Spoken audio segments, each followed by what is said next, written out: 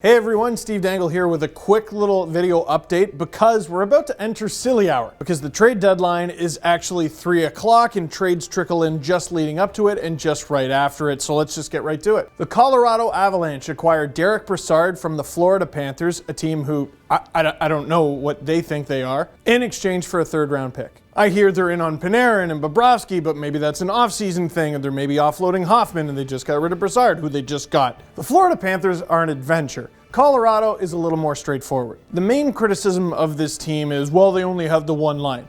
Bringing in Brassard helps bolster the rest of their offense. And because all teams' top competition is going to be worrying about the big line, McKinnon, Ranson, and Landeskog, maybe this could work to Brassard's advantage. Maybe he pots a few points. Maybe he goes on a hot streak and teams go, you know what, we should cover him instead. And all of a sudden, they leave the top line exposed. And as Drew tells me, the top line has been split up for 4 games. So you want to make half a dozen videos a day, do you? Well, that's even better then, isn't it, Drew? With all the more reason to bolster your offense, you're just that much more even throughout the lineup. Not to mention, Semyon Varlamov just named the first star of the NHL this week. Good little deal for Colorado, because not only does it make them stronger, but if they happen to miss the playoffs because they're one of those teams on the bubble, it's a third-round pick. Now, Colorado is able to say, it's a third-round pick. Easy for them to say, they have 2 firsts. The Columbus Blue Jackets, on the other hand, have next to nothing left, because they are just swinging for the fences. The Blue Jackets just acquired Adam McQuaid, who they actually drafted in the first place from the New York Rangers in exchange for a 4th-round pick this year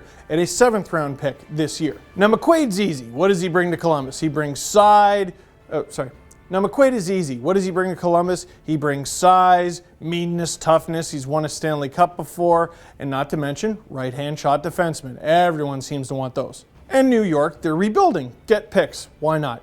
Here's the fascinating part. Here are all the draft picks that Columbus has for this draft. Their own 3rd-round pick, Calgary 7th-round pick, and that's it.